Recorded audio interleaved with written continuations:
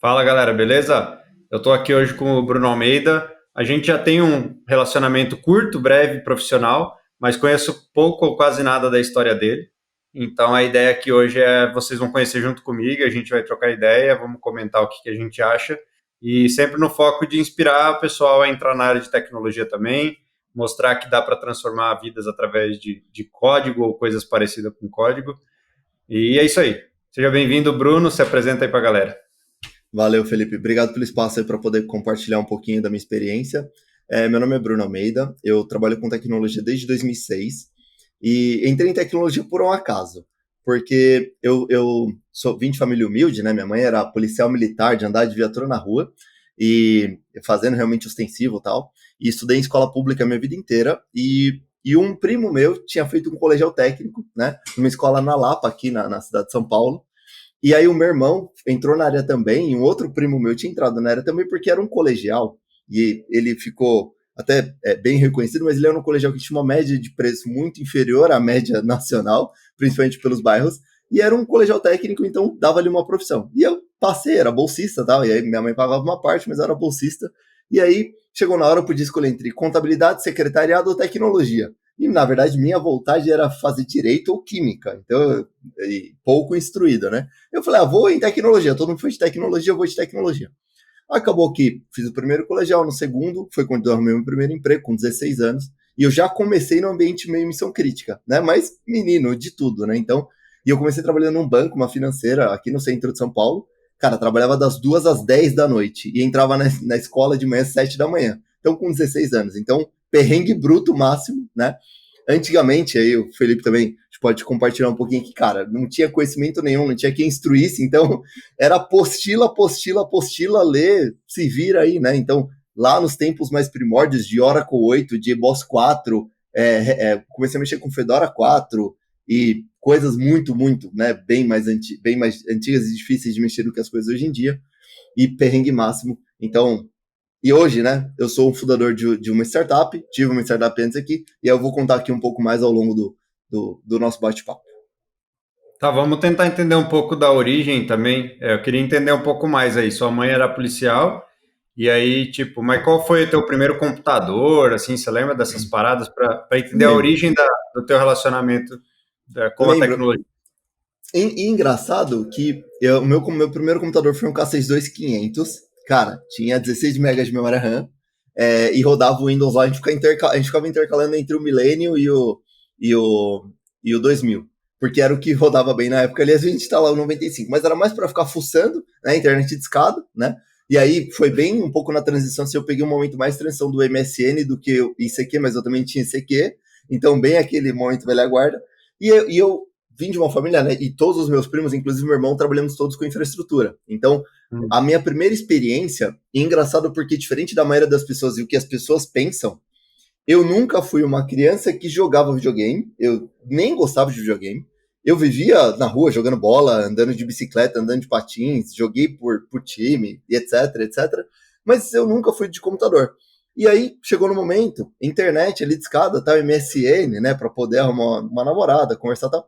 Tive contato somente como usuário e acabou que, parou de funcionar. Eu abria, limpava a placa de discagem ali e tal, limpava a memória e tal, aprendi ali com meu irmão, que já era técnico, mas não era, nossa, eu adoro isso aqui. E aí foi realmente por um acaso que chegou na hora qual colegial eu vou fazer? Vou fazer o técnico em informática. E acabou sendo esse caminho, assim. Eu não era um nerd antes já, eu era mais um rueiro, né, jogador de futebol, do que necessariamente um geek que ficava lá jogando alguma coisa. Hoje eu tô mais no lado que joga, realmente. Mas então você teve. O que seu irmão fazia exatamente? Você falou infraestrutura, mas o que era exatamente? É, Já era um o- trabalho na área de tecnologia mesmo? Era, porque o meu irmão, ele tem 4 anos e meio, ele é 4 anos e meio mais velho do que eu. E aí o meu irmão fez o colegial no mesmo lugar, e meu irmão trabalhava no Correio na época, aqui de São Paulo, né? E era estagiário lá. Mas sim, estagiário no Correio era mais perrengue do que realmente. Mas ele já sabia algumas coisas, né? E tinha outro primo meu na área também. Então, você tinha uma dica, mas não tinha muito, assim, não tinha, ó, eu tenho uma dica aqui que eu vou arrumar. Hoje em dia, né? A gente fala assim, eu tenho uma dica que eu vou te ajudar a arrumar um trabalho, né? Eu vou te induzir aqui a estudar essas coisas. Não tinha, era assim, cara, tem que arrumar um trabalho aí, chega lá, você vê o que é e vamos ver. Mas Meu irmão hoje, inclusive, trabalha na área também. Meu irmão é gerente na Via Varejo, né? Que é um grupo que é dono do Casas Bahia e tal. Então, ele é um dos gerentes lá.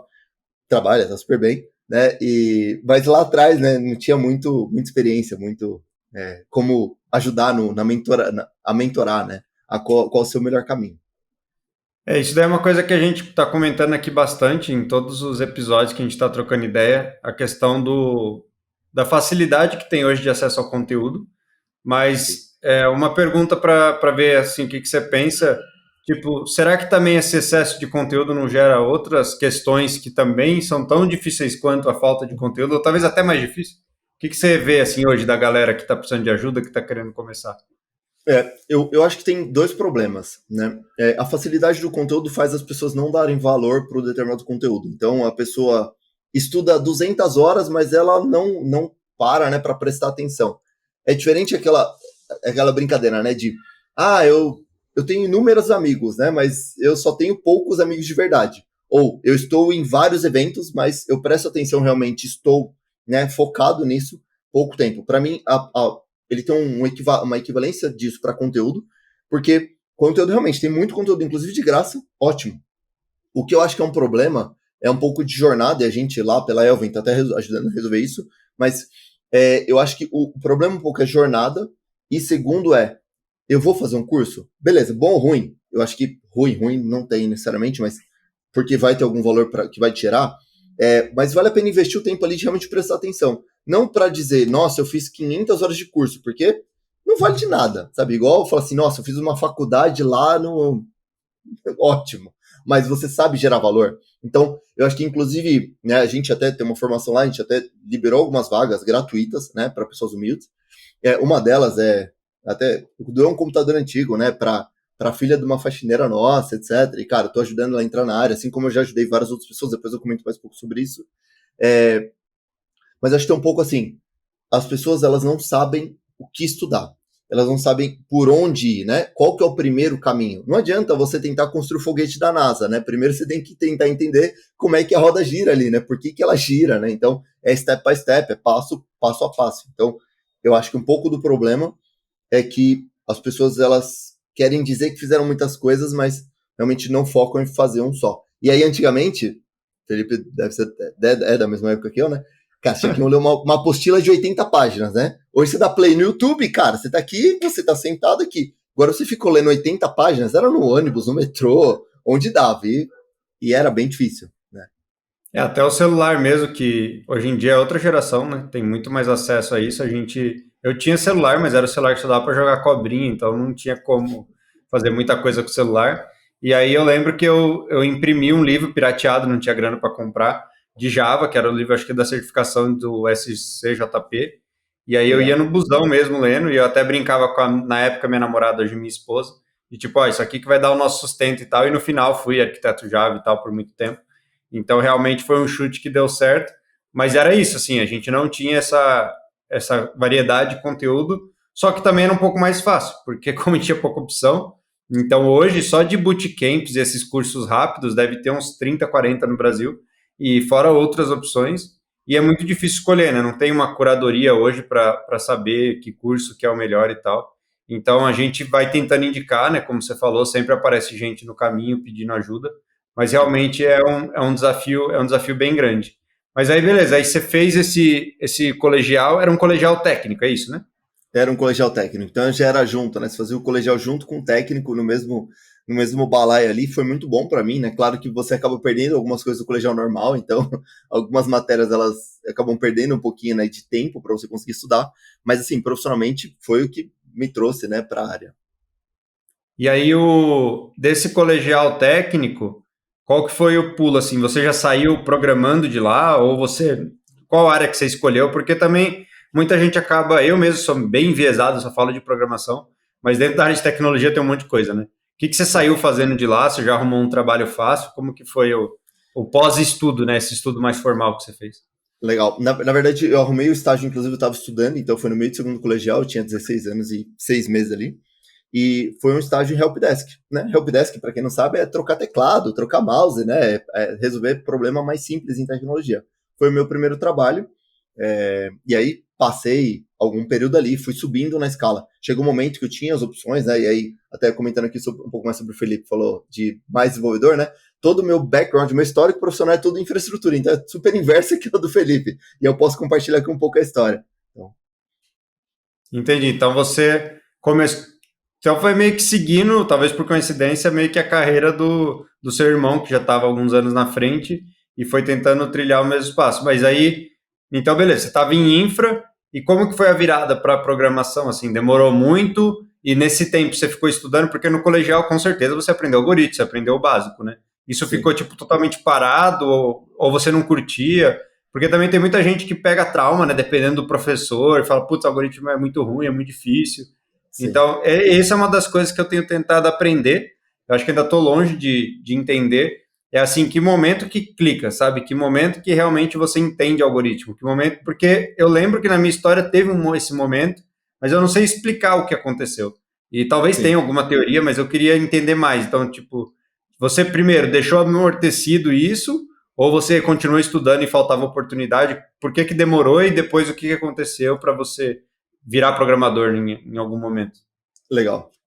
Então, dentro da minha história, lá atrás, né? Então, com o Helpdesk, aí eu fui promovido para líder do Helpdesk. Depois eu fui, cara, eu tive um fast track ali em poucos anos. Então, eu virei analista de infraestrutura com 18 anos. E aí era um grupo de um banco francês chamado Société Générale, eles tinham 120 e poucos bancos na época, né, ao redor do mundo. E eu era o analista mais novo de todo o grupo. Então, o outro analista tinha 26 anos, porque a gente tinha acesso a banco de dados. Então, por exemplo, eu tinha acesso a pegar um valor de, sei lá, milhões de reais e fazer uma transferência para a conta do Felipe, já na época com 18 anos. E você, né, o banco entende isso como um risco. Então, eu já comecei mexendo com o ambiente de infraestrutura, mas quando estava lá em meados, eu era ainda analista de suporte, eu fui promovido 5 vezes entre 16 e 18 anos. E então, assim, mas eu trabalhava, a brincadeira à parte aqui, né? Mas eu trabalhava muito, assim. Então, eu era o tipo do estagiário, e é o que eu adoro profissionalmente, tá? Claro que toma um pouco do tempo da pessoa, mas o pessoal fala assim: tem que trocar o cabo. Eu vou. Pra tudo eu ia, né? Isso Puxava me todas as fez. tarefas. Puxa, então eu virei eu brinco do arquiteto estagiário, né? Aquele que sabe tudo, mas ainda é estagiário. Então, eu fiquei muito bom, muito rápido. Mas também teve a minha primeira frustração, que eu acho que é algo muito bacana de compartilhar. Eu fiquei muito bom, porque na verdade eu me ferrei. Desculpa o francês aqui, né? O palavreado, mas eu me ferrei quando eu entrei.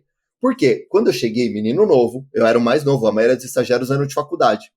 E aí tinha que trabalhar de terno, gravata, numa sala fechada, tipo um aquário. Não tinha ar-condicionado, era um ventilador. Cara, e essa empresa, ela mandava computadores para loja, porque fazia financiamento de linha branca, né? Com fogão, geladeira e de roupa. Cara, eu tive que ficar uma semana embalando o computador.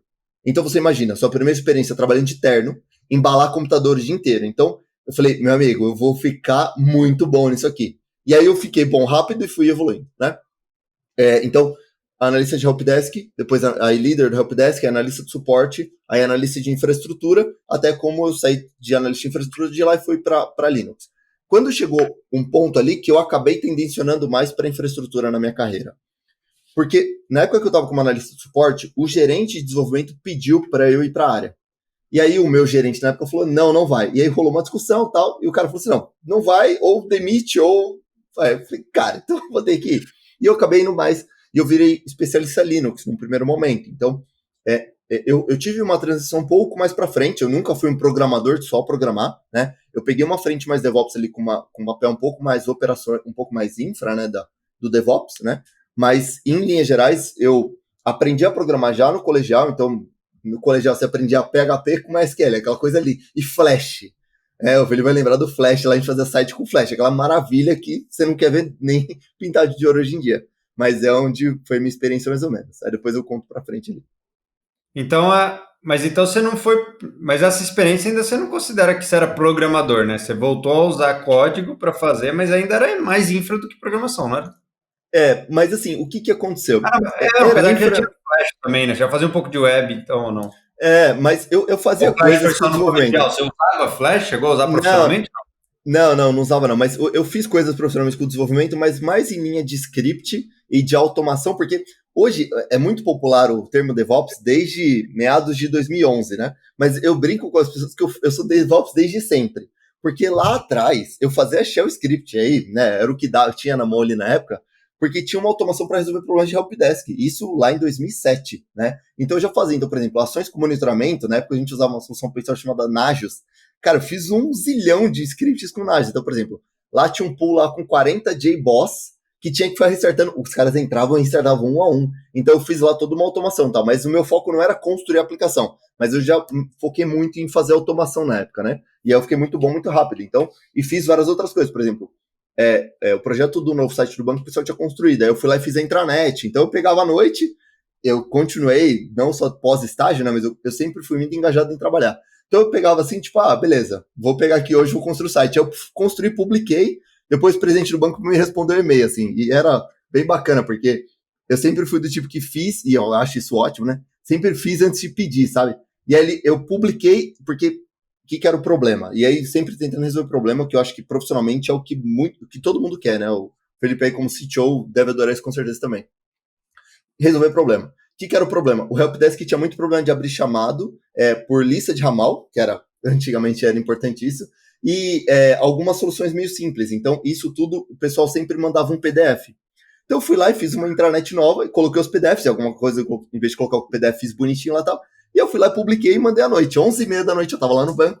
Falei, pessoal, publiquei o site novo, tal, intranet, quem quiser só usa aqui e tal. Aí veio o e-mail do Torres, que era o presidente da época. Quem autorizou? Aí eu falei, tô demitido amanhã. Aí chegou no outro dia, ele falou, sobe na minha sala. Eu falei, cara, agora eu vou ser cortado. No outro dia de manhã. Entrava 8h30 da manhã. Cheguei lá, ele, quem que pediu pra você fazer? Eu falei, ninguém. Eu falei, não, cara, a gente tem esse problema. Ele falou, ótimo. Falou, você profissionalmente você vai ser um cara muito, muito top, pra não falar o palavrão aqui, né? Mas aqui dentro pede a próxima vez. Eu falei, não, tá bom. Ele, mas eu gostei que você fez. Eu gosto de gente assim. Eu falei, tá bom, então eu tô no caminho certo. Então, bem bacana. E aí, um pouco pra frente, né? Eu entrei depois lá, quando eu conheci outro Bruno, que o Felipe conhece também, são amigos de longa data aí. E aí eu comecei a mexer um pouco mais com cloud, etc. E me demandou um pouco mais de uma linha mais de desenvolvimento, né? Mas eu nunca parei, eu construí um software inteiro lá sozinho, a não ser o meu TCC. Então, meu TCC eu tive que fazer, mas restante eu nunca fui um apaixonado. E aí, também para desvendar um pouco o mistério, tá, pessoal? Você não tem que ser apaixonado por desenvolver software para trabalhar com tecnologia. Eu, por exemplo, não tenho essa paixão. Se eu puder programar ou fazer qualquer outra coisa, eu vou fazer qualquer outra coisa em tecnologia. Entendi, não, massa. Como eu falei, né, a gente tem um relacionamento de curto prazo, eu nem sabia que você não era tanto no mundo de dev mesmo. Então, teu mundo sempre foi mais infra DevOps e tem tudo a ver com a plataforma que vocês estão criando também, né, de tentar mapear jornadas e tudo mais. Mais para frente a gente pode falar disso. E aí, só queria voltar no ponto que você falou que é uma filosofia que eu repito muito, é até chato quem trabalha comigo já ouviu isso milhares de vezes, mas que é de não pedir por favor, mas pedir desculpa, né? Então, tipo, e essa é uma postura que hoje no mercado está cada vez mais raro, né? Eu acho que a sociedade, no geral, todo mundo tem muito receio de fazer as coisas, de falar as coisas, de dar opinião. E é muito ruim no trabalho, porque isso perde muito tempo, né? E muitas vezes você fica travado, porque preciso pedir permissão, preciso pedir acesso. E não é muito meu estilo, não. Eu acho que tem que ser mais do jeito que você era mesmo, de beleza, vou publicar, depois, se der algum problema, vamos ver o que vai acontecer, mas aí eu peço desculpa, né? Que foi o que você fez. E normalmente, mesmo nas empresas mais tradicionais, isso é valorizado também. É lógico que tem um pouco mais de regra, né?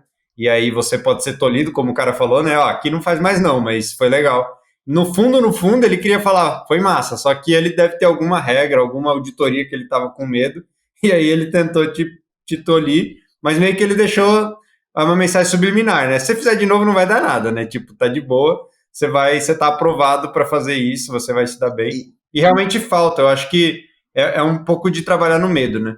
Então, meu pai me criou muito com uma frase que é que o medo de perder tira a vontade de ganhar. E eu acho que hoje muita gente tem essa postura do medo de não errar, do medo de fracassar, e a gente vai errar. Tendo medo ou não tendo medo, vai errar do mesmo jeito. E só que quando você é muito guiado pelo medo, eu acho que isso te coloca passos atrás das pessoas que não vão ser guiadas pelo medo. E aí tem outro ponto que depois a gente já pode emendar, que é a questão do quanto você se expõe, tem muita relação com o quanto você aprende. Hoje mesmo estava falando com um dos líderes da empresa que eu estou agora, e falando para ele que o tempo de experiência, que é aí que eu queria ouvir também como que foi na tua carreira, o tempo de experiência para mim não é o mais importante. O mais importante é o quanto você se expõe. Porque tem gente que está 20 anos e está se expondo só num pedacinho, faz só aquele negocinho ali. E você mesmo, tipo, foi lá e meteu um site no ar, entendeu? Então você estava se expondo. Você teve, por exemplo, a chance de ir na sala do presidente do banco. Quantas pessoas no teu cargo tiveram essa chance? Talvez nenhuma, né? Mas você foi o louco que foi lá e fez e mandou um e-mail para todo mundo falando que estava no ar. Então, assim, como que foi essa parte? Pelo que você está falando, parece que você puxava muito isso, né? Você tentava se expor, você tentava ousar, e aí, tipo, conta alguma história, alguma coisa disso, assim, que você Tem consegue lembrar muitas. que te ajudou, né? Tem muitas. Por exemplo, essa automação que eu estava falando de restartar os servidores, eu peguei um dia à noite, assim, eu sempre entreguei meu trabalho e sempre acreditei que você tem que fazer algo além. Se você quer crescer, você tem que fazer algo além, tá? E aí, profissionalmente, e isso teve reflexo, depois eu posso falar um pouquinho da minha família, tá? Eu vim de família humilde, igual eu disse. Então, quando eu era estagiário, a primeira grana eu reformei apartamento que eu morava com a minha mãe, porque tinha quebrado o piso, tá? Então, depois eu conto esse parênteses à parte aqui. Mas voltando aqui para a linha, né? Então, as automações, por exemplo, eu fazia, entregava e colocava para executar. E aí tinha um time de operações que ficava lá 24/7. Então, eu ia, entregava na mão do cara, depois o meu chefe falou assim, pô, mas tá reduzindo a demanda, não cai mais, por que não caiu mais? Aí, porque fizemos uma automação aqui. Então, a gente já tinha muito disso, né? Eu comecei a mexer com virtualização desde o início aqui, e aí, não só no Brasil, mas no mundo. Comecei com o VMware no 2.1, né? Então, hoje, você pegar a maioria da galera, começou lá para frente, e a gente tirou um monte de desk servidor, levou para isso e tal. Então, eu sempre fui no modo de semido, e isso me ajudou bastante. E aí, o presidente do banco, como eu entrei muito novo, e tinha problemas que só eu resolvi. Então, por exemplo, por eu ser destemido, sempre quando caiu um problema em encrenca, e banco toma muita multa, tá? Para que todo mundo saiba aqui, se o banco, por exemplo, não entrega um lote de um arquivo, a cada 15 minutos, por exemplo, é 50 mil, 100 mil de multa por 15 minutos. Então é muito caro. Então, era sempre assim, deu problema, o Torres, que era o presidente na época, ele ligava no meu celular. Então, e eu no Helpdesk 17 anos, cara. E tinha todo mundo. Não, Almeida.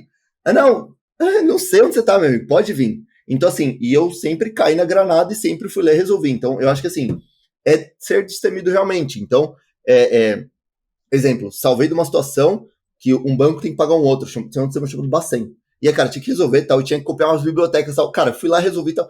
Faltava 1 minuto. Eu era endeusado dentro do banco. Claro que eu subi 5 vezes em 2 anos. Porque tudo eu resolvia. Então chegou lá e ninguém resolvia. Tava lá tal, e eu tava fora. Eu tava fora e tipo, eu já tinha ido embora, não lembro de cabeça. Eu voltei, peguei um táxi, voltei, sentei no negócio e resolvi lá e beleza. A mesma coisa no software de folha, com conexão de escada. Então assim, tem que fazer. Eu pegava, e eu gosto muito de entender na origem, sabe? Eu não gosto de coisa superficial. Então as coisas sempre tem que ter um porquê. Isso me fez também aprender muito da lógica de como resolver. E aí, em infraestrutura, troubleshooting, né, que é a resolução de problema, é algo muito importante.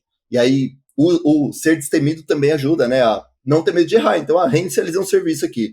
Beleza, ruim que eu reinicializei, ficou fora 1 minuto, mas eu resolvi o problema na origem. Então, e eu concordo com o Felipe que eu acho que está cada vez mais difícil encontrar profissionais destemidos. Mas eu adoro os destemidos, então vai lá e faz, e depois pede desculpa. Concordo com o que você disse, Felipão.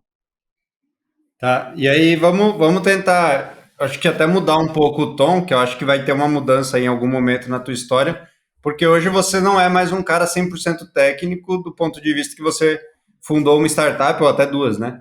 Startups. Então, como que veio esse lado? Porque é uma mudança grande, em algum momento teve alguma coisa aí, porque você não era empreendedor, né? Você trabalhava no banco, você era funcionário, provavelmente CLT, sei lá, e aí, em algum momento, falou: velho, eu preciso fazer alguma coisa diferente. É uma parte que eu curto pra caramba. Então, a parte de empreender, criar empresa, criar negócio, criar produto. Eu queria entender o que que foi, assim, qual foi a tua primeira startup, o que que você fez. E aí, depois a gente fala um pouco até da que você está agora, que é um desafio bem grande as coisas que vocês têm. Eu até falei isso, acho que para você e para o Bruno, né? É Valeu. que o outro cara é Bruno também, tá? Não tô doido, não. E eu falei: velho, vocês estão caçando muita sarna para se coçar, mas vamos começar do começo. Da onde veio esse negócio de empreender? Porque é uma coisa que eu sou viciado por duas coisas, programar e empreender. E eu quero que todo mundo faça os dois. Só que eu sei que não é para todos, os dois não é para todo mundo, mas é porque a pessoa não quer. Eu não acredito que existe uma predisposição genética que isso aí é tudo bobeira. Mas eu entendo que tem gente que é mais aversa a risco, não quer empreender, e a gente volta, né, na questão de não querer usar e tal. E isso é ok, nem todo mundo vai empreender, a gente não precisa ficar preocupado. Tem um mito, né, de mas se todo mundo empreender, quem vai trabalhar para essas pessoas? Isso nunca vai acontecer, porque o É. perfil do ser humano nunca vai deixar isso ser a maioria. Mas como foi a tua mudança? Porque eu queria entender, parece que ela é grande, né? Porque não tinha nada a ver com o que você fazia. Aonde foi esse estalo e por que você mudou? Legal. A história começou aqui em 2008 para 2009. Tinha um site aqui em São Paulo chamado Guia da Semana, que ele ganhou bastante, ficou bem famoso, e ele tinha o Oba-Oba e tal. E eu criei um site chamado Balada SP. Em PHP eu fui lá, programei o site, então eu não programei profissionalmente, mas eu fiz algumas coisas, e aí eu fui lá e criei meu projeto e tal. E aí eu fui lá até um dia, uma vez, numa balada, tirei foto, tá? Falei, não, vou empreender no site, zero experiência com nada de empreendedorismo, nem nada de administração, né? E ainda no começo da faculdade, porque eu comecei a faculdade em Você estava 2008. sozinho nesse. E tava sozinho. E aí, cara, deu Sozinho. tudo errado. Mas beleza, bacana. Eu fui lá, deletei, falei, tá bom. Aí, em meados de 2011, eu tentei criar uma outra startup, tava começando esse boom de startups no Brasil. Eu comecei a criar uma outra startup porque a empresa que eu trabalhei antes, que inclusive foi contra o Bruno, ela era uma empresa de fábrica de software e tal, e ela tinha um negócio de incubar startups lá dentro. E tinha rolado uma para apps mobile, etc., de e-commerce. E aí eu fui lá e falei, cara, vou criar a minha. E eu tava meio naquela, vou criar aqui dentro, ou vou criar sozinho. Criei só, aí chamei um cara para ser o CTO e idealizei a ideia, aí fizemos protótipo, etc. O problema, e adoro o cara que era o CTO lá na época, o problema é que eu escolhi o sócio errado. Mas em linhas gerais, né, o projeto sempre ficou no papel. Inclusive ele tá lá guardado um dia, eu tenho muito amor por isso. Mas me fez tentar fazer, etc. A gente criou um primeiro protótipo, começou a rodar e tal, mas não demos sequência. E o projeto tá na gaveta, um dia ele volta pra rua. Um pouco nesse ponto de eu recomprar meu sócio e falar, cara, o projeto é meu, em algum momento eu vou achar alguém para, porque eu paguei a parte que ele tinha gastado, falei, cara, Sim, vou sim. resolver isso aqui sozinho, né? O Bruno Pereira estava saindo lá dessa empresa, né? E aí ele falou, pô, cara, eu tô saindo, eu falei, cara, se tiver interessado aí, vamos aí, entendeu? E aí casou, da gente tá no mesmo time ali, né? O Pereira é um pouco mais velho que eu, são 8 anos de diferença, né? 8 anos e meio. E aí, cara, casou no time, tá legal. E aí fundamos uma primeira empresa lá em 2013, né? E fundei, né? Eu ainda era um super técnico. Acabou que aí eu Foi a Rivendell isso, né? isso, a Rivendell. E aí eu comecei como um super técnico, né? Mas aí você é um técnico, aí daqui a pouco você também cuida do financeiro, daqui a pouco você também cuida de pessoas, daqui a pouco você também é um pré-venda e você agora é vendedor. Então, você acaba virando um canivete suíço. E eu sou um hiper, mega apaixonado por empreender, cara. Podia ter sido executivo antes de estar empreendendo de novo. Alguns convites, mas eu não me vejo como executivo porque eu sou desbocado, porque eu gosto de fazer, eu não gosto de pedir permissão, não gosto que alguém imponha o que eu tenho que fazer. Então, alguns dos motivos para eu querer empreender. Então, e aí depois tem a sequência da linha do tempo ali, eu comento mais. A Rivendell, acho que você pode até, não sei o quanto você pode expor de detalhes sobre isso, mas eu sei que a empresa foi vendida, né? Então acho que é uma experiência também que nem todo mundo tem. E aí, tipo, contar um pouco dessa passagem e depois a decisão de fazer de novo, né? Porque aí vocês vão, eu não sei nem do quanto vocês começaram, mas provavelmente do zero, né? E falam, velho, vamos fazer de novo, vamos. E aí acho que também a tua visão da venda, né? Qual que é a tua visão da venda de uma empresa? O que que você acha? Qual que é a tua opinião? Assim, por que uma empresa é vendida? Eu acho que é Legal. interessante entender essa perspectiva. Legal. Primeiro ponto, assim, foi bem bacana a gente empreender e a gente vendeu a Rivendell, ela tinha 96 pessoas, então já não era um time muito pequeno, já tinha uma receita anual boa e um reconhecimento muito bom com Cloud e DevOps, que são essas frentes, né, aqui no Brasil. Tem a maioria dos projetos de nuvem pública do Brasil reconhecidos, a gente que fez, então a gente ganhou uma mega experiência com isso. Só que chegou num ponto que a gente já tinha sido chavecado, né? Uma vez, aí botaram lá um número pra gente, falou, não quer, tal. Aí uma segunda vez, aí chegou num ponto que a gente percebeu que o serviço, né, de contratar um especialista ou formar ele dentro de casa, a gente tem um mega diferencial que a gente formava, né? Então, desde aquela época, a gente formou muita gente que hoje é líder no mercado, né? E aí, a gente viu que ele escala, mas eu escalo bastante, sabe? A nível de eu pegar o Brasil todo e tal. Então a gente estava naquele meio ponto e a gente estava avaliando de captar uma grana, né? Para poder criar um produto, que hoje é a nossa outra empresa, para poder criar um produto para esse produto atender em maior escala, né? E não ter só o serviço e fazer um híbrido ali. E a gente naquele ponto e tal, e aí tendo oferta, algumas empresas tentando, né? Discutir a gente a compra e tal. Cara, acabou que, beleza, vamos fazer, porque, assim, sendo bem sincero, você resolve sua vida pessoal, né? Então, Sim. por exemplo, hoje, cara, eu não preciso trabalhar, assim, e aí tanto que eu tô com a Elvin, fazem já 2 anos e 4 meses, mais ou menos, que eu tô sem receber salário e aportando grana na empresa, então você ganha uma tranquilidade para você e sua família, que principalmente, né, dando 200 passos para trás aqui, para quem vem de família humilde, cara, acabei de comprar um apartamento para minha mãe, né, reformei para ela, minha mãe morava num apartamento sem elevador, minha mãe, parênteses, super rápido aqui. Minha mãe sofreu um acidente faz 1 ano e meio, tivemos que amputar a perna da minha mãe, cara. Apartamento sem elevador, comprei um apartamento pra ela, num bairro muito mais perto daqui onde eu moro, já bem bacana e tal. Eu consigo comprar uma chácara, cara. Você revoluciona realmente a vida da sua família toda, sabe assim? E eu gosto muito de não ganhar sozinho. É legal quando você ganha e todo mundo ganha junto, né? Sim. Então, eu acho que nesse prisma foi muito bom e tiveram várias lições, porque eu também acabei passando 2 anos como executivo, né? Eu era um vice-presidente, né? E aí você fica ali no papel, numa gestão um pouco maior, no modelo tendo que reportar com fundo, com um contexto mais amplo, te dá uma mega experiência e eu Só acho que para a galera entender, então, você vendeu, mas você continuou na empresa por 2 anos, é isso, né? isso, sempre quando você vende uma empresa, você tem que ficar algum período, né? Esse período ele vai de zero, depende do quanto isso é negociado, tá? Até 5 anos. Então ele varia. Normalmente 0 ou 2 anos, ou 3 anos, ou 5 anos. A gente negociou e fez 2 anos, né? Foi super bacana o período, fizemos uma transição, colocamos novos líderes, etc. Foi super bacana para todo mundo, zero a reclamar. Mas eu acho que me trouxe um pouco de ponto de reflexão, e aí, em cima até de um pouco do que o Felipe falou, né? Pô, algumas pessoas têm perfil de empreender, outras têm perfil de trabalhar e ser, a gente brinca, né? Ser executivo, né? Então, exemplo, meu irmão, eu tenho alguns primos, algumas pessoas que têm perfil de ser executivo e ótimo, são executivos, né? Alguns conhecidos. Eu tenho zero perfil de ser executivo, então eu tenho o perfil de empreender e aí eu tenho o perfil de levantar o avião no ar, sabe? Talvez numa condição mais a longo prazo, talvez eu vá aprender e vá levar lá, mas não é muito o meu perfil hoje, né, do ser executivo, sabe? Então, eu não acho que nenhum tenha problema, tá? Eu só acho que são perfis diferentes.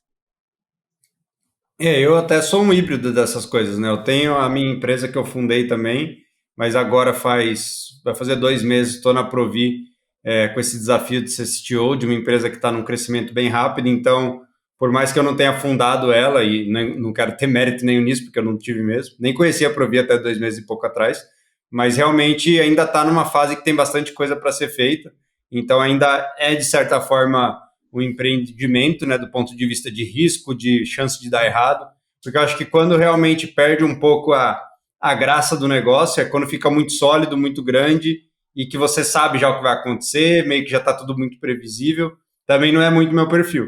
Então eu curto mais esse cenário de incerteza mesmo, de entrar para fazer o negócio acontecer, de puxar tarefa mesmo, mesmo sendo CTO tal, não vai tocar nas coisas, não, eu gosto de tocar, hoje mesmo estou programando aqui, sempre que dá eu tento programar e fazer as paradas, por mais que não é minha função primária, mas eu acho que é muito importante não perder esse contato com a tecnologia.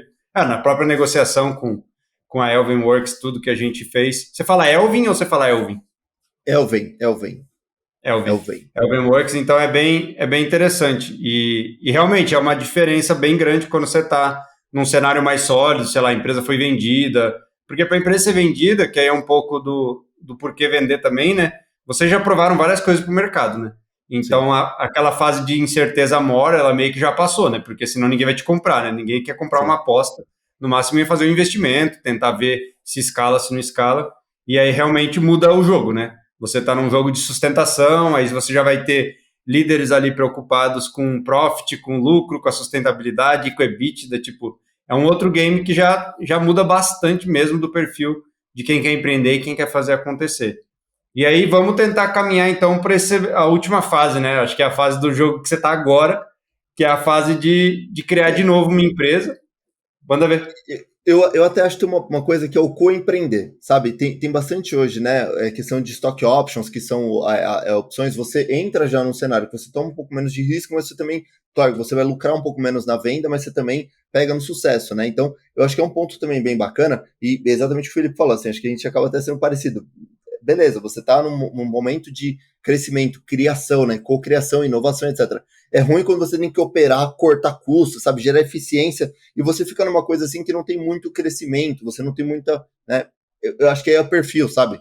Não é que não seja ruim, mas é só esse comentário. Continue, Eu Felipe. até fiquei nesse papel também um, deu 2 anos, acho que mais ou menos quase 2 anos, no Meteor, né? O Meteor eu peguei uma empresa já sólida, com uma comunidade gigantesca, e foi um período legal, mas era muito mais essa questão de gestão dos números, fazer a operação ser mais eficiente, fazer com que o lucro se mantenha. Então foi uma experiência bem interessante, porque você tem desafios diferentes, né? O desafio de manter algo também é bem difícil, porque não existe manter, né? Ou você está crescendo ou você está caindo. Então, a gente conseguiu fazer um bom trabalho lá no Meteor, também tivemos crescimento, mas é diferente, não era tipo, vem aqui que a gente precisa mudar muita coisa, a gente precisa crescer muito. Então, era uma outra pegada, que também é uma pegada legal, dependendo do teu momento de vida. Então, eu acho que eu vinha num momento de muito desgaste, e eu acho que ter essa tranquilidade do negócio estar operando no lucro, não tem pressão de investidor, por mais que o Meteor foi comprado, era uma outra filosofia ali, não é venture capital, que era o Meteor antes dele ser comprado, que foi quando eu entrei. Então, é o que você falou, não tem certo e errado, né? É muito questão, até a mesma pessoa, no meu caso, em um momento isso era legal, em outro momento já não era legal. E na área de tecnologia a gente tem muita oportunidade, então isso é muito massa também. Se você for bom, estiver entregando resultado, você até pode escolher, além de, a gente fala muito de nível de linguagem, de tecnologia, mas até esse nível de desafio, de fundar alguma coisa ou entrar numa coisa que já existe, ou operar um negócio que tem muito investimento de capital, ou operar um negócio mais equilibrado. Até esse nível de escolha, a gente tem contato e a gente aparece esse tipo de oportunidade.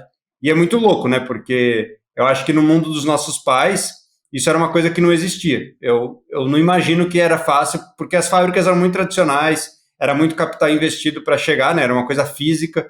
Então hoje a gente vive esse mundo que tem muita opção e é legal para quem está ouvindo aqui a gente conversar e que só pensa no código. Hoje o papo aqui está sendo bem fora do código e entender esse perfil até de executivo, gerencial, as opções que tem. Dentro desse perfil tem várias variações. Talvez essa pessoa já viu alguém que está numa cadeira bem específica de uma empresa bem específica, não quero isso para mim. Mas tem várias variações dependendo de como a empresa foi formada, qual é o modelo de negócio, é modelo de risco, não é modelo de risco, tem capital de investimento, tem capital de dívida. Então, ao longo dos episódios aqui, acho que a gente vai trazer pessoas com vários diferentes backgrounds, então é bem legal a gente ver. Mas ainda quero saber, não quero sair desse papo sem que a gente fale da Elvenworks, porque eu acredito muito no projeto, eu acho que é ousado, mas eu acho que é um projeto interessante, vamos falar dele. Sim, só um comentário antes, cara, o meu e-mail de despedida lá da saída, né, depois do M&A, é que assim, o que eu escrevi no e-mail, eu falei assim, cara, o que eu, Bruno Almeida, tenho de diferente de qualquer outra pessoa aqui dentro da empresa é que eu tive a oportunidade e tive a audácia de fazer. Cara, eu não sou mais inteligente, eu não tenho uma capacitação melhor, cara, eu não tenho nenhum diferencial, o que eu tenho é a vontade, eu não tenho medo. Então, por quê, né, eu entrei lá, eu tava como diretor lá com 29 anos, então assim, o meu time tava meio grande, tava com 130 pessoas na gestão. Então, assim, as pessoas ficam assim, nossa, ô senhor Bruno, eu falei, meu Deus, não é senhor, chama eu. Eu ia tomar cerveja no bar da esquina com a galera, assim. O meu time sempre foi assim, a gente se tratou como iguais sempre. Então, acho que é um ponto também bem bacana das pessoas não terem medo. Não tem medo, assim, a pessoa que tá como executivo da melhor empresa, ela não tem nada diferente de você, ela teve a oportunidade, ela tem o conhecimento, né? E ela talvez tenha alguém que ajuda a viabilizar ela chegar lá. Só para fechar esse ciclo. Elvenworks, né? A gente tava ali, eu tinha recebido o convite para me tornar sócio de duas fintechs tocando tecnologia. Uma era co-founder realmente, né, para criar do zero. Ela até tá bem famosa, chama Stark Bank, que hoje é famosa no Pix e tal. O Rafael já conheci ele há longa data, amigão. E outra era no Verde, para tocar tecnologia. E aí, cara, tava ali, eu já conheci o Pereira de antes e tal. Eles já tinham criado a Elven. E aí eu tava meio que naquilo, o que eu vou fazer, não sei e tal. E aí falei, cara, minha única premissa é que eu não quero fazer de novo serviço. Então, não fazendo serviço, vamos em frente. Cara, a gente tá com uma ideia de criar uma plataforma e tal, em cima do business que a gente já conhece muito, que é cloud, né, e DevOps, e essa automação toda. A gente começou com uma ideia de trazer uma plataforma que facilitasse uma migração de produto digital, né? Então, eu quero criar uma nova startup, um novo produto digital. A gente começou uma plataforma assim, a gente pivotou, né, para esse modelo de ajudar na operação de produtos digitais. Como missão, eu acredito que a gente tem um conhecimento muito amplo sobre esse problema e é um problema que a gente gosta, porque não é tão simples de conhecer todo o arcabouço que vai em volta disso e não é um projeto muito comum para o Brasil. E aí, comentando um pouco na linha mais do empreendedorismo, né? O Brasil tem muito e-commerce, muita fintech, tem bastante edtech também, né? Mas é bem comum você ver tech para tech. Então, tipo, empresas de tecnologia, startups de tecnologia vendendo tecnologia. São poucas, você pode contar nos dedos no Brasil. Então, é realmente muito desafiador, porque a maioria das empresas tende a comprar algo em inglês, de solução gringa, né? E a gente fala, pô, cara, mas isso aqui, olha, eu tenho inúmeros projetos, eu mexo com, né? Então, a gente vem trabalhando e vem galgando e vem conseguindo bastante resultado positivo nisso. Inclusive, abril foi o primeiro mês que a gente teve break-even na empresa, então bem bacana, né? A gente não quer, assim como qualquer startup, a gente não está focando hoje no break-even, porque break-even é uma empresa que ela quer se manter mais de lado, né? Ou crescer um pouquinho, então a gente vai realmente para a briga, né? Porque a gente é audacioso, assim como eu sou, os meus sócios também são, mas é o que a gente ama fazer, e aí na vida, a vida é feita de escolhas, né? Então, tanto você fazer às vezes uma transição de carreira, né? De eu trabalho em tal cargo, né? E vou fazer uma transição para me tornar um programador júnior e vou perder isso tudo da minha vida, né? Assim como a gente empreendendo agora, ganho zero, né, de salário, né? Mas eu tenho um equity bem relevante da empresa, e aí, se ela crescer, eu ganho, mas eu poderia estar como executivo de algum lugar bacana, mas é o quanto você acredita naquele desafio, né? Então, cara, eu acredito de corpo e alma, né, na Elvin Works, e eu acredito que a gente vai crescer bastante resolvendo esse problema que é bem desafiador mesmo. Muito louco. Só para fechar esse assunto, e eu tenho uma pergunta final, é a questão que eu falo que é bem desafiador e que eles querem basicamente juntar uma série de serviços, tipo, sei lá, Status Cakes, PagerDuty e outras soluções numa solução só. E como você falou bem também, né? A gente no Brasil, infelizmente, a gente tem até música, né, que fala disso, do complexo de vira-lata, né? A gente acha que por estar no Brasil e a gente tem um monte de problema como país, mas a gente tem muita coisa boa também. Infelizmente, nós mesmos a gente não valoriza isso, né? Então, o americano mesmo ele vai dar preferência de comprar um produto made in USA. E aqui no Brasil a gente tá nem aí para isso. Se for de fora é muito melhor. E é uma questão da nossa formação como país, mas que a gente tem que combater e tem que valorizar soluções locais também. É lógico, não precisa comprar uma solução que é pior, né? Mas se for uma solução tão boa quanto, a gente deveria preferir a solução local do nosso país e não. Até porque a gente não se expõe a risco de moeda, flutuação cambial, então tem uma série de benefícios práticos e também tem a questão de tentar ajudar quem está construindo aqui, né? Mas queria te perguntar duas coisas. A primeira é o que você consumiu de conteúdo por último? É a pergunta clássica de que livro você leu por último, mas como hoje em dia tem gente que parou de ler livro, tipo, é o último mesmo, eu não quero que você minta, não. Se for um livro tosco ou alguma coisa tosca, pode contar. Tá, beleza. E na verdade, até para abrir um parênteses rápido, eu cuido de vendas na Elva. Então, meu background não é só mais técnico, mas eu nem sou mais eu nem sou o CTO, né? Então, só que eu CTO. Então, eu acho que assim, eu não vou saber exatamente o último. Eu vou falar algumas das últimas coisas que eu vi, tá? A todo tempo eu faço benchmark da nossa plataforma versus outras. Eu estou lendo um livro de Growth Hacking, que é para escala de venda, então é vendas em alto volume de SaaS B2B. Em paralelo eu assisto série, em paralelo eu jogo também, porque é uma válvula de escape. Eu sou metade nerd, mas metade eu ainda gosto de jogar futebol, então aos domingos eu jogo futebol. Mas assim, o que eu gosto muito de ler é coisas relacionadas ao nosso ecossistema entre, né, nuvem, prática DevOps, container, inovação, dados, IoT, eu inclusive era anjo, né, numa startup de IoT e tal.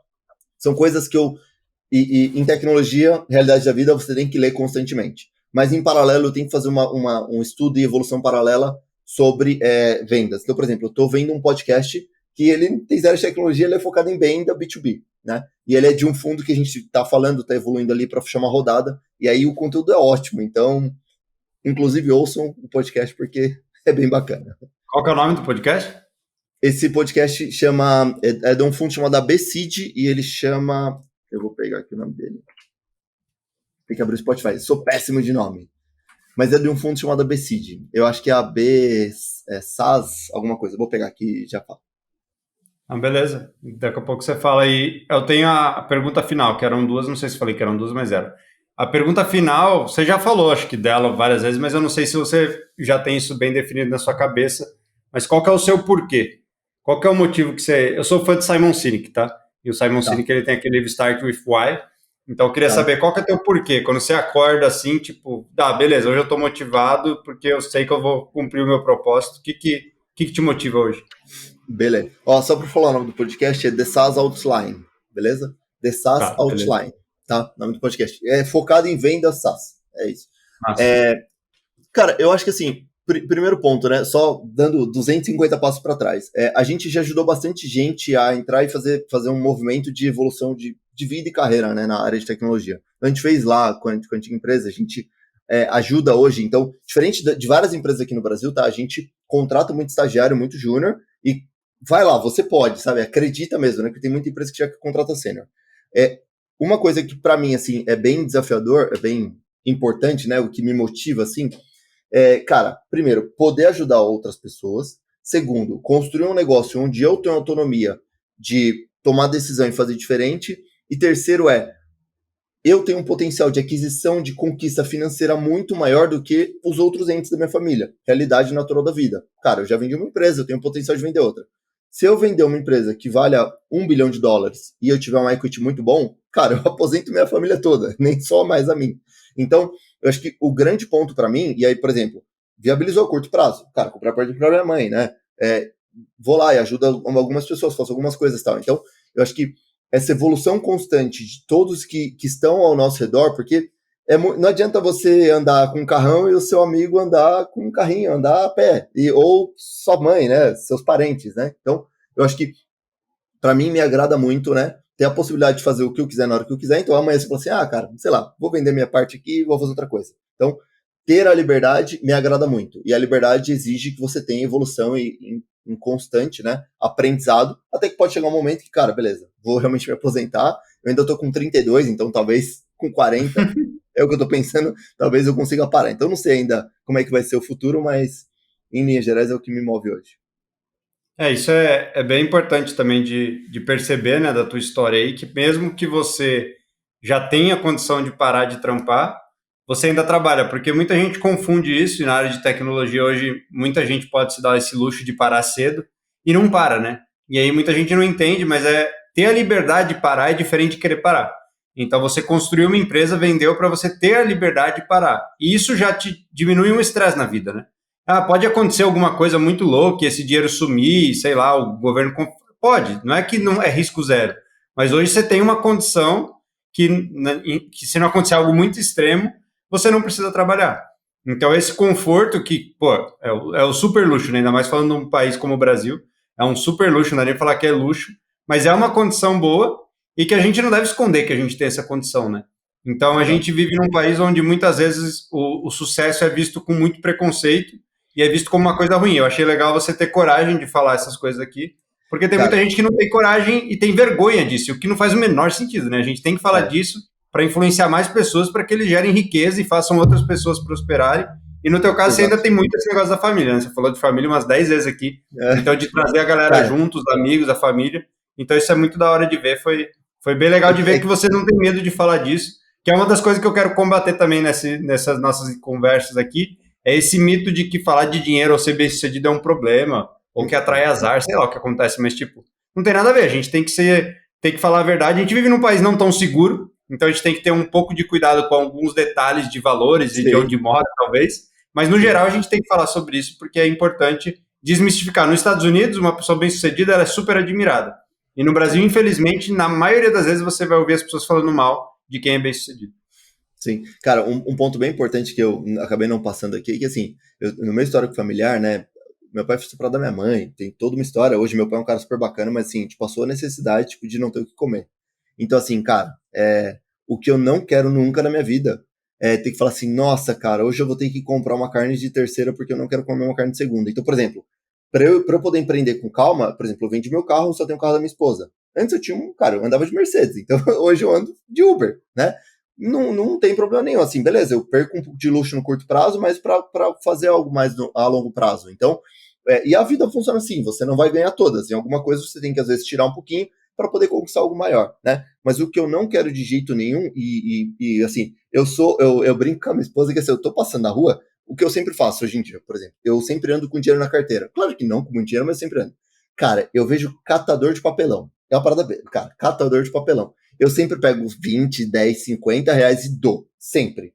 Porque, assim, eu não. Aí, algo meio, né? Talvez dá muito pano pra manga aqui para discussão. Mas acho que pedir por pedir é meio duro. Quando tá com filho, tá com criança pequena, beleza, né? Mas assim, você vê alguém, aquele calor de 30 graus, a pessoa puxando um carrinho, meu amigo, ele tá puxando aquele carrinho para ganhar R$ 30, sei lá. Se eu der 50, eu já fiz o dia dele super feliz, sabe? Quando a gente passa uma necessidade, eu tenho uma memória, né? Passei com psicólogo, a realidade da vida. Depois, né, a gente tem que tratar essas coisas. Eu lembro de uma situação que eu era criança e queria comer chocolate, né? E aí, isso, vejam como isso fica tudo marcado, né? Na minha chácara, eu não tinha aquecedor de piscina e meu sobrinho, eu ainda não tenho filho, meu filho vai nascer, tava com mega frio na beira da piscina, assim. Cara, a primeira coisa que eu fiz, eu tinha um contato do cara que mexeu com piscina, eu falei assim, cara, quanto custa pra aquecer a piscina? Ele, tanto. Então o sistema é meio novo, então eu falei, cara, manda aí. Beleza, eu comprei na hora, por quê? A situação automática é que você quer proteger quem tá perto de você. Então eu não compro um carro pra mim, mas eu coloquei um aquecedor de piscina porque eu vi meu sobrinho com frio. Então, eu acho que a vida, ela é um ganho em geral. Todos que estão perto de você, todo mundo tem que ganhar, e esse ecossistema, sempre quando você dá o bem, também volta o bem, e aí, cara, você vive super tranquilo. Claro que o Brasil tem os seus problemas, tal, mas a gente também não pode ter medo de ter sucesso, sabe? De ir ajudar os outros. Eu acredito muito nisso.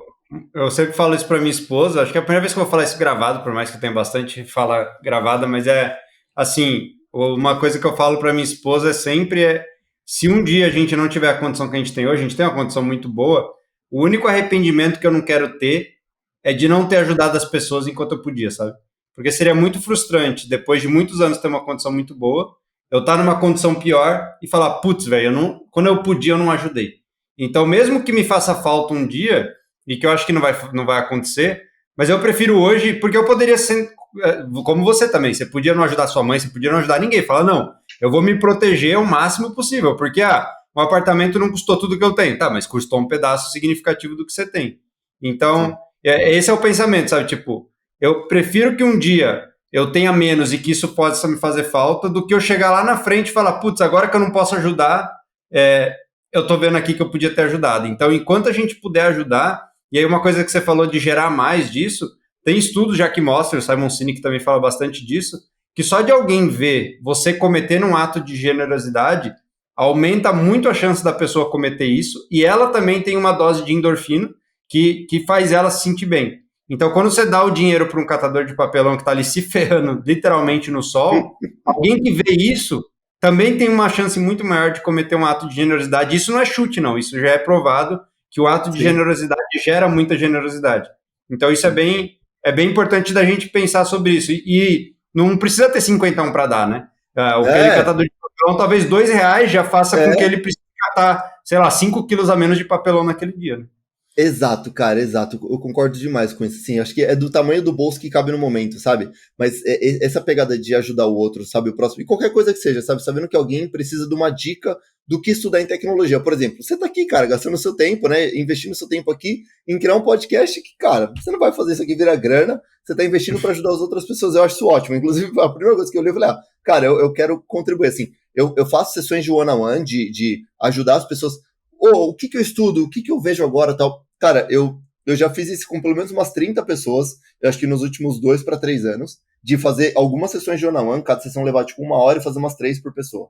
E eu faço, cara, com amor ao coração. E minha esposa falou assim: caramba, Bruno, você já trabalha um monte e tal. E você fala, mas é o que eu gosto, cara. Tipo, às vezes eu prefiro isso do que assistir um filme, tipo, tosco. Então, para mim é bacana. Então, eu acho que se a gente tivesse essa corrente, independente, cara, o partido político vai ter problema, o Brasil vai ter problema econômico, o Brasil vai ter problema, né? Você vai reclamar que o seu vizinho reclama que enche o saco. Então, essas coisas não vão deixar de acontecer. Só que quanto mais gente bacana colaborando e fazendo bem a gente tiver no mundo, e bem bacana a sua referência ali sobre ajuda, né, a corrente de uma coisa puxar outra, a gente vai ter um país cada vez melhor. E aí vai reduzir a criminalidade, porque minha esposa é professora de educação infantil e ela deu aula por algum tempo para a periferia.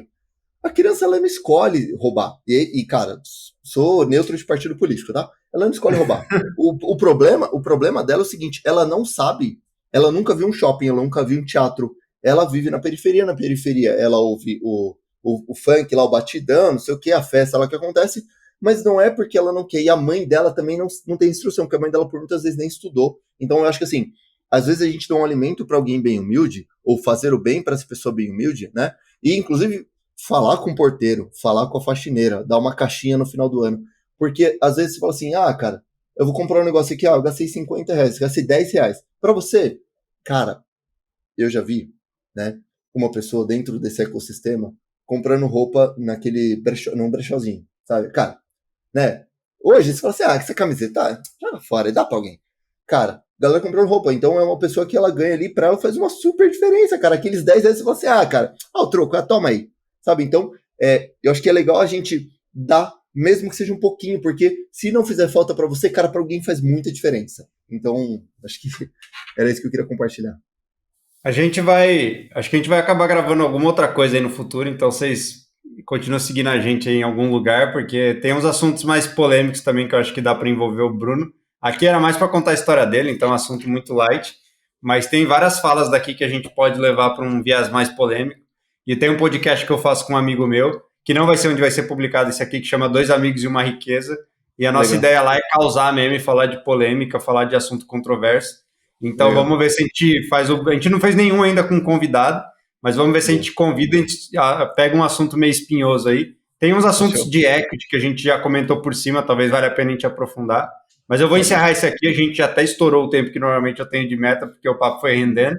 Mas muito Fechou. obrigado, Bruno. Se quiser passar alguma rede social, alguma coisa que você usa para quem quiser te seguir, trocar ideia. Tranquilo. Se não usa nada, tipo, a gente depois vê de pôr no comentário algum e-mail, se você quiser, e Cara, vamos embora. o meu LinkedIn é Bruno Almeida, né? E eu sou fundador da Elvin Works. Tá com dúvida do que estudar e etc., pode me chamar. Não é para me seguir, para eu ganhar, não quero virar digital influencer, fora disso, não quero. Mas se você precisar de ajuda, me chama que eu ajudo e vida que segue, beleza? É isso. Beleza. Muito obrigado, Bruno. Foi muito bom o papo. Valeu. Boa noite. Valeu, parabéns, abraço, tchau, tchau.